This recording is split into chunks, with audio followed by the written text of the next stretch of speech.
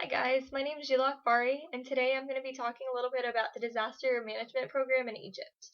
Some of the histories of disasters in Egypt, they definitely experience a lot of droughts, earthquakes, and flooding caused by extreme storms. In the past 50 years alone, they've already experienced 6 intense earthquakes, and in 2010, 12 people were killed by flash floods.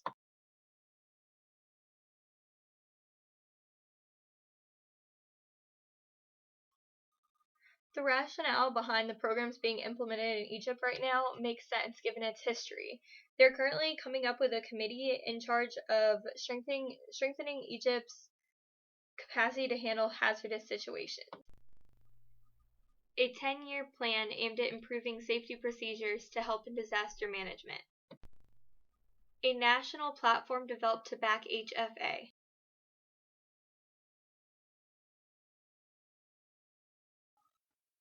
The entire population of Egypt only takes up 5% of the surface area, so the government is constantly concerned about overcapacity, and instead of focusing on the national disasters that are going on, they really just are focused on capacity instead of quick response time. So to me, there is a confusion implementation pattern because while they're taking their time, the national government doesn't know whether to step in right away or not.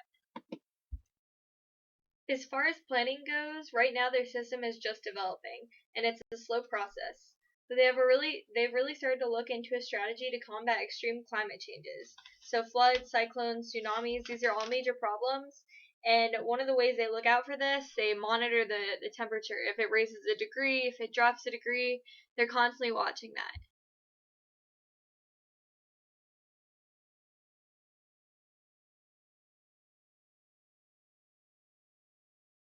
One of the main groups helping out in Egypt right now is called the Egyptian Red Crescent.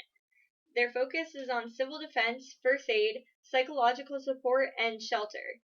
And in 2012, there was also another group that was formed. It's called NDRT, or National Disaster Response Team, and they have a more precise focus on achieving the safety in a more timely manner.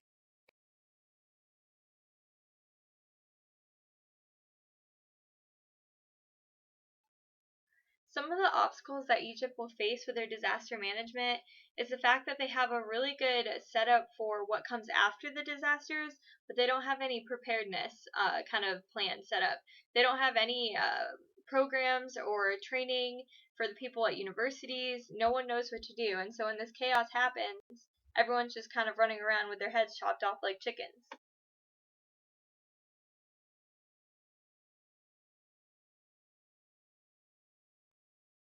Without all the disasters that have recently gone on in Egypt, a lot of the plans and organizations that exist today in Egypt wouldn't be there. The Egyptian Red Crescent, their Spear Plan, it wouldn't exist, and they also wouldn't have a knowledge that they're vulnerable.